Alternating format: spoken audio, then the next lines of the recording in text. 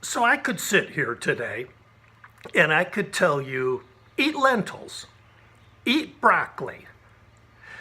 But if I preach a philosophy that brain health isn't supposed to be a form of punishment, and that it's supposed to be fun and add enrichment and enjoyment to your life while also promoting better cognition, then I've got to do better than that. So today, let's talk about dark chocolate. Because for people with mild cognitive impairment, it can be a form of medicine for your mind. That's according to a new study that I want to talk with you about today. Hi, I'm Tony Deering of GoCogno.com, the website for people with mild cognitive impairment. The research that I want to talk to you about today was done in Italy and looked at the results of studies involving cocoa-flavonols being administered to people with memory loss over a period of anywhere from 5 days to 3 months. What they found is important to anyone with MCI.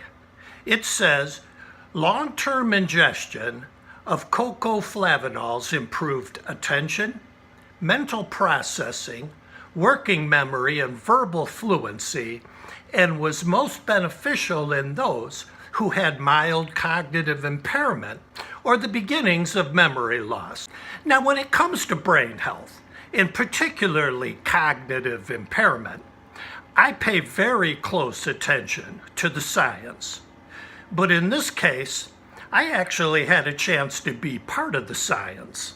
A couple of years ago, I participated in a phase 3 clinical trial at Columbia University looking at cocoa-flavonols and cognition. An earlier study at Columbia had shown that cocoa-flavonols could reverse age-related memory decline in healthy older adults. What I took part in was a follow-up study to determine what the right dose is to get the best benefit. So I was already aware of the benefits of dark chocolate, and when I saw this newer study, which involved people with MCI, I thought, man, I need to talk about that.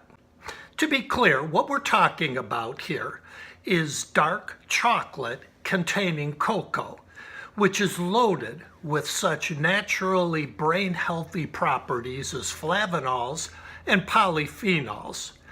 We get this cocoa from dried and fermented beans from cocoa trees. And just by coincidence, I happened to be on a tour last week at the University of California Botanical Garden at Berkeley, where I learned a little bit more about the cocoa tree. Here's a cocoa tree and a snippet of what the docent was telling us about the cocoa bean, or seed, as she calls it. So we take that seed, that bitter seed, and we dry it, and we add fat and sugar and make it truly scrumptious. And of course, that's the problem. If you want that benefit, you're not going to get it from commercial candy products that are loaded with sugar and saturated fat.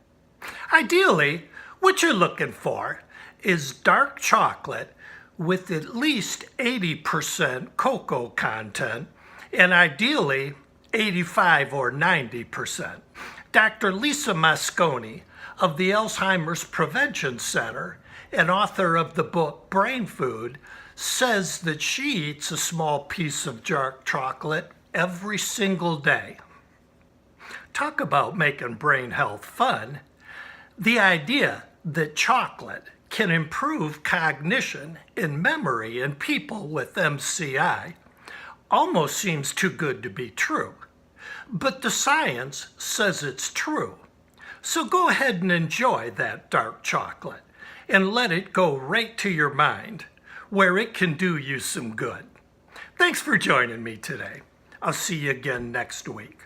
Until then, as always, be kind to your mind.